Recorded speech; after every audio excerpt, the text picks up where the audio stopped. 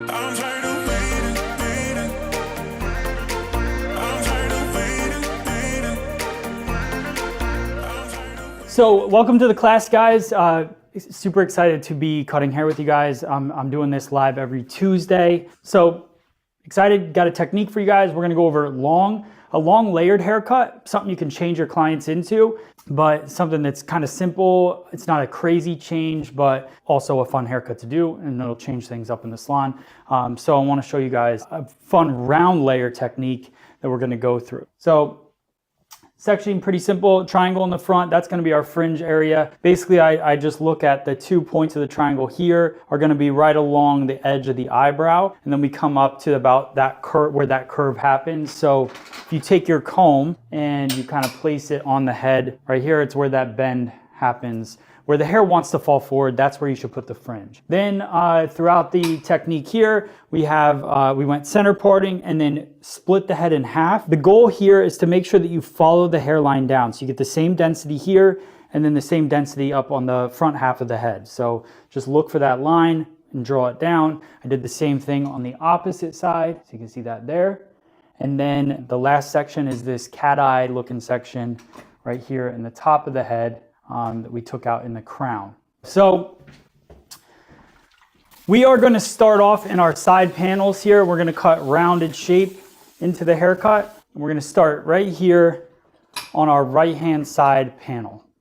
And I'm going to do some condensed cutting because for me, especially if I'm working with a client that has medium to fine texture, then I can just take this in one section, especially when you're working with a stationary guide. So understand that stationary guide means that you're bringing everything to the same point and cutting it off. Stationary guides can also help the workflow, help you work a little bit faster. But if you condense too much hair together and your scissors aren't sharp enough, or it's just too much for the scissor to get through, you're not going to get a clean line. So you want to make sure, understand the density of your guest. And then once you understand that, then you can kind of dictate whether you want to take it in one section, 2 sections, 3 sections, whatever works best for you.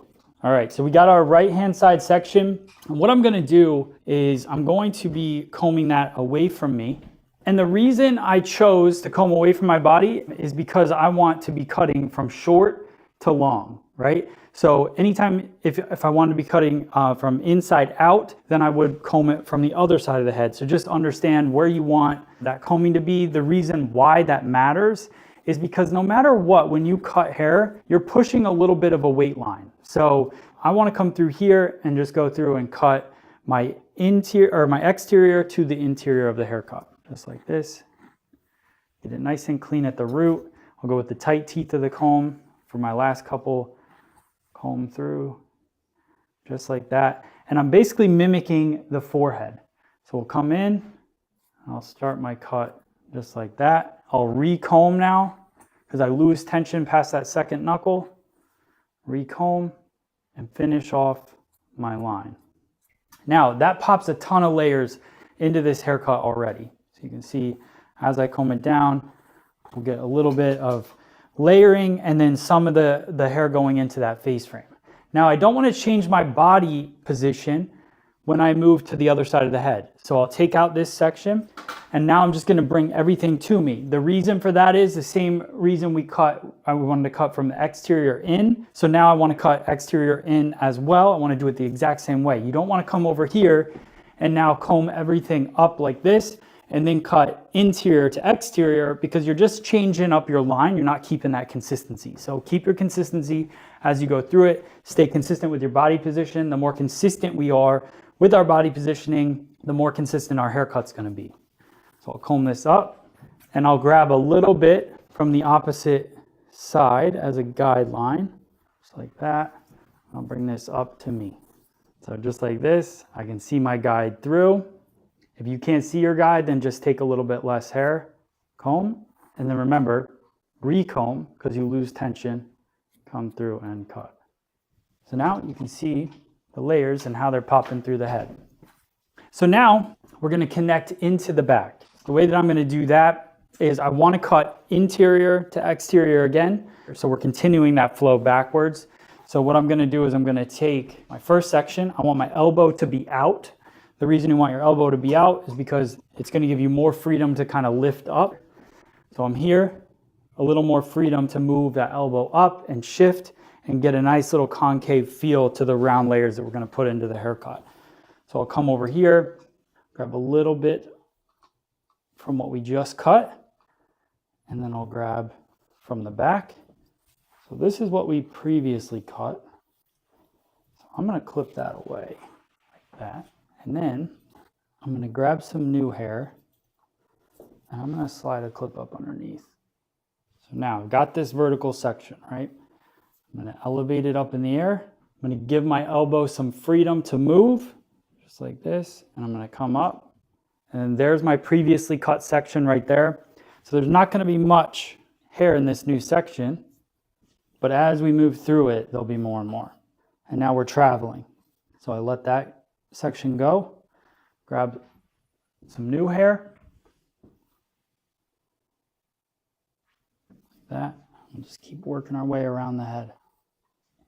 And just so you guys are staying with me, the cat eye that's sitting on top, this is all getting cut underneath it. We're going to do some texturizing into that at the end. Turn, grab a little bit more new hair, lifting, cut. There we go, up. And notice when I did the condensed cutting at the top, I grabbed a bunch of hair at once. When you're traveling around, you can't grab all that hair at once. You have to grab little by little, because then you see your guide, but also you're not over directing too much and you're creating a consistent shape throughout. All right, last line should match up with our side. So bring it in here. There we go. So now we haven't touched the baseline of the haircut. So what I like to do, once I get the interior of the layers done, then I'll go in and cut the baseline, and I'll just clean up the base. And you can create whatever kind of line you want. If you want it to be round, you just follow the round of the head. You don't want the haircut to not look like a cleaned up haircut at the end and have your client's hair get long and straggly. You want to keep it nice and clean. Come in here. The last bit. And you could take that into multiple sections if you want, depending on the client's density. So now we're going to work this fringe. So what I want to do is I want to really get what I've cut already out of the way, and then I'll drop down this fringe. All right, and this is the Evo Razor Pro. So I'm going to use that to cut this fringe. I like using the razor to cut a fringe because it just creates a little bit more softness to it. Go right down the center. I'm going to work a diagonal forward line, just like this. Clip this here. So now I'm just working with this little bit in the front, and I can decide what length I want on here. And you don't want to have a lot of tension when you're working in the fringe. So I'm going to bring this to me. I kind of know the length that I'm going for, and I'm just going to work a nice soft but quick movement with the razor. I'm not pulling tight. Don't want to pull tight through it. You can see how soft that line is. So I'll take another section of that fringe down. I'm actually going to break it up, even though I don't really need to, but I really want to see and create a soft line in here. So notice I'm using the wide teeth of the comb. That doesn't pull as much tension. I can see that hair pop through. So there's my guide. And I'm still keeping a nice little balanced line through it. The reason I choose the comb up right there is just to give a little elevation to it. Instead of combing everything tight and down, I want it to have a little more of a natural fall to it. There you go. We're going to do the same thing on the opposite side. So I'm coming over top like this. I would probably be a little tighter. This is not my ideal body position, but just to show you guys what I'm doing. You can see already though how soft this fringe is. Keep my fingers square. you cut that with a scissor, it's just blunt right away. And then you got to go in and just do some techniques to soften it, which is fine. Or you have a hard line, which some people like that too. I love the way that that kind of will blend perfectly in to the haircut. So the last bit that we have is that cat eye section in the very back, and I'm gonna leave that to the dry cut. So we're gonna take this out, I'm gonna let this kind of fall over. We're gonna blow dry real quick, and then we'll do some detail work in the haircut. I spend 45 to 60 minutes on a haircut. But I think you have to charge, accordingly to that, or what works in your area, what your shop, kind of the clientele that's at your shop. Some people enjoy a 60-minute haircut. Some people hate 60-minute haircuts. But I think just being thorough is important, and keeping it saturated and even saturation throughout, then you're going to get a more consistent haircut for sure. The top I'm going to cut, but I want to do it dry because I just want to add a little texture to it, and it's just a little small piece. And you don't have to do everything wet. Dry cutting softens things. All right, let's blow dry.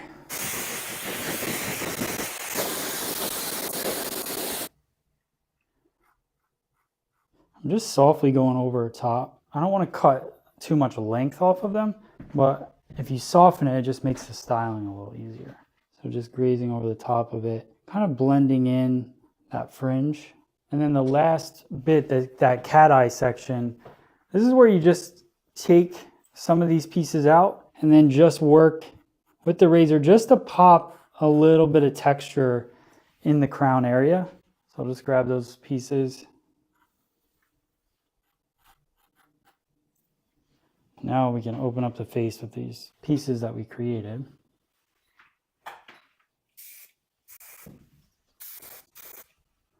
All right, and there we go.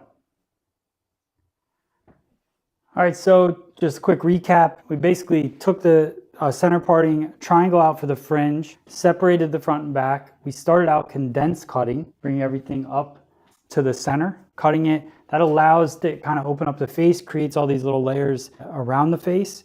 Then we cut round layering all the way through the back, which allowed us to have kind of this texture, a little bit more collapsed feel.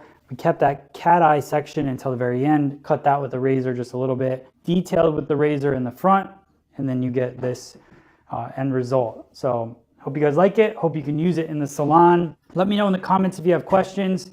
Make sure you join me on the lives every Tuesday. Thank you guys so much. I will see you guys on the next class.